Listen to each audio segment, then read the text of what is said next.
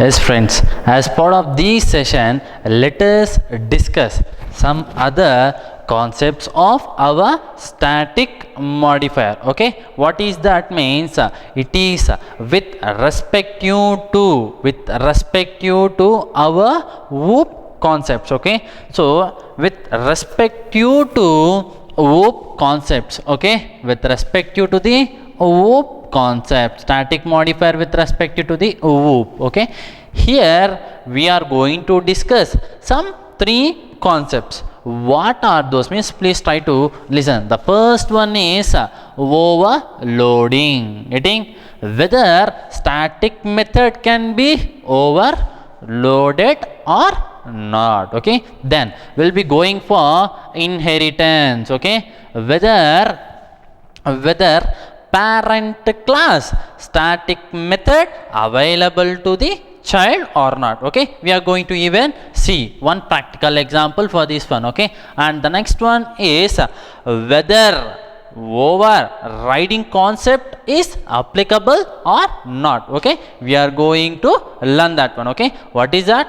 Whether overriding concept. Okay, overriding polymorphism. Okay, what is that? Overriding concept. Okay, overriding concept. Okay, first let us discuss about overloading. Okay, what is overloading? If we write two methods, okay, one or more methods within a class, okay, with same name but different arguments, getting, it can have that difference in type, otherwise it can have that difference in number of arguments. Okay, observe here, what is that? Overloading means if there exists one or else we can spell this one as what? Two or more methods. Okay, two or more methods, okay, with the same name and observe here, and different argument types. Okay, with the different argument types, or with more number of, or differentiating the number of arguments. Okay, or this differentiation can be done with respect to the argument types, and also we can talk that differentiation with respect to number of arguments. Okay, number of arguments. Okay, it can be the same type or it can be the different types. Okay, observe here, observe this one. Okay, so what is a overloaded method? If there exists one or more methods or else two or more methods, okay, with the same name but different argument types or different number of arguments. Okay, now observe this code. Okay, observe this piece of code properly. Okay, what is this? Class A. Okay, now void m1 method. Okay, now having some implementation as what? m1 method. Okay, now void m1 method int I. Okay, int I, sop of what? m1 int. Okay, m1 int.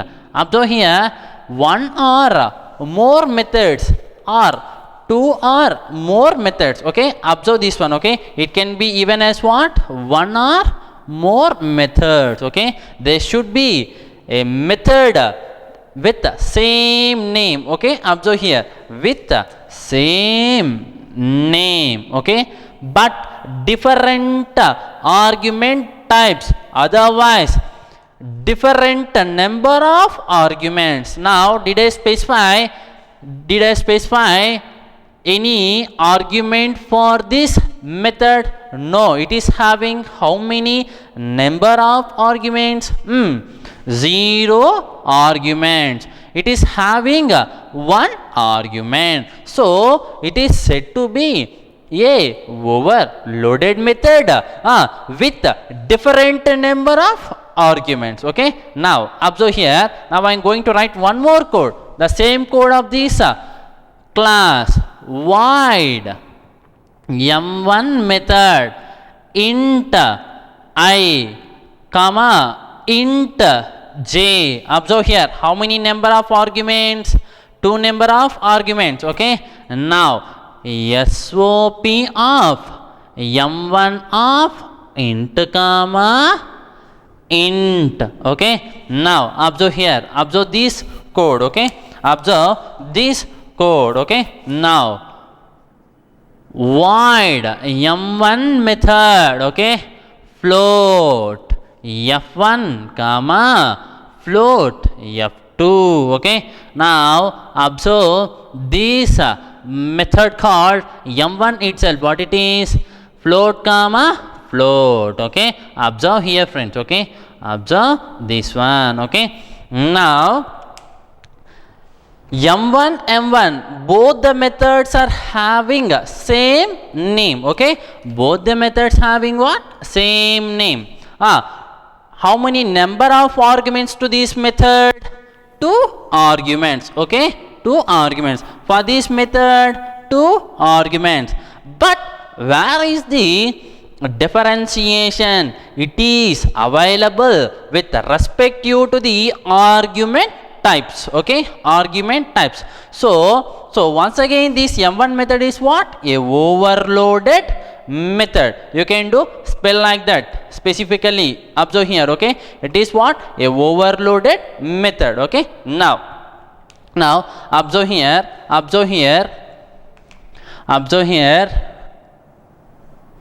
observe this one perfectly. Okay, now let us talk this topic with respect to the static method. Okay, overloaded, whether we can overload static methods or not. What are these methods? Instance methods, right? Instance. Did I put anywhere static? No static keyword or a modifier available at any of the method levels. Okay, these are called as what? Method levels. Okay, method levels. Now observe here, observe this one, watch it properly friends. Okay, class EA. Okay, now what is this? Public static void main method, our main method. Okay, now what is this? String array args, right? Now SOP of what?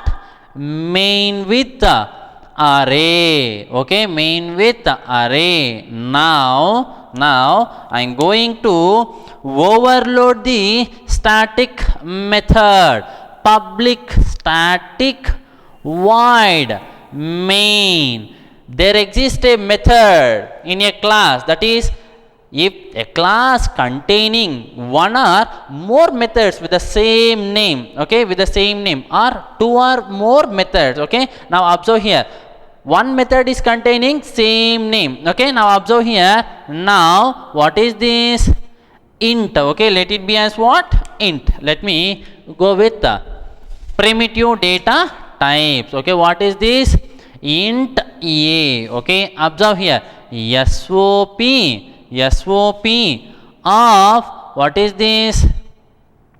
Main with what? Int. Okay, main with what? Int. Okay, and now observe this piece of code. What is this? A static method. It is also what? A static method. Now if I do compile this piece of code, successful compilation. Okay, successful compilation, no compile time error. Now if I do run this piece of code, what will be the output? Okay, what will be the output? Okay, at runtime, what will be the output? It always gives you the output as what? Main array. Okay, main array. Why? What is the reason for this one? Of course, we have concluded as what? Static methods can get overloaded by using what? Compiling our code. If static methods cannot get overloaded, means definitely there will be compile time error to us, but no compile time error. It is compiling successfully. So with respect to the static methods, okay, overloading concept is applicable or possible. But if we do execute this piece of code, it always gives the output to us as what? Main array. Why? What is the reason? Okay, what is the reason? Observe what is the reason means. How to execute our Java code? Think that it is saved with a name called a.java. Think that after compilation we get a dot class file, okay, some piece of code which is byte code. Okay, only this our JVM will execute. Okay, now how to run? First let us check how to compile a.java. Okay, now observe here how to run Java space main method corresponding class name. Okay, here also we are having main method. Hello mister, which main method? Here you have to consider whether this main method or this main method. Of course, no issue, you are having only one class. Okay, this class is containing two main methods. Okay, no issue. Okay, internally think that I have executed by considering a main method having a string array as an args. So if I do execute by treating in my mind as what? String, main method having argument as what? String array. Then if I do run this one, okay, what will be the output? Main array. And if I do run this one by treating this main method having argument as what? Int. Okay, now what will be the output? Still the output will be as what? Main array only. Why? What is the reason? Observe this part. What is this Java? What is that Java? Java indirectly represents a .exe file at our installation Java home directory, or else at which location you have installed the Java. Okay, at bin folder you will be having what? Java.exe file. This is purely JVM. Heading, this is what? Purely JVM. Okay, JVM internally calls this particular class. Okay, that particular a dot class file. Okay, so whatever the code you have written here will be available in encrypted format. Okay, in encrypted format. Okay, now yeah, JVM will always call a main method within this a dot class file. Of course, try to imagine this code. Okay, so it will call this a class corresponding main method which is having argument as what? String array. Internally it calls. Okay, I will prove this one. Okay, I will prove. Okay, no need to worry. Okay, now observe here, JVM will always call the main method which is having argument as what? string array, that too single dimension string array. Okay, getting that is the reason here. Okay, mister, okay, you have done good job. Then how to call this method? A main method having argument is what? Int. Simple thing, just create an instance for this one, okay, or go for other method, okay, go for other method, okay, or go for other class. Okay, we'll do that one. Till here let us compile. Okay, till here let us compile. Okay, and later we go for that particular thing. Okay, now observe here. So what is the reason here? If you do compile and execute this code, okay, always you will get the output as what? Main array. Okay, even though overloading concept is applicable. What is the reason? JVM will always call the main method which is having string array as the argument. Okay, then how to call this particular method we'll discuss. Okay, we'll discuss that one. Okay, just observe here. So you should get the output as what? Main array. Okay, just a minute, we will compile this one and execute this one. Observe.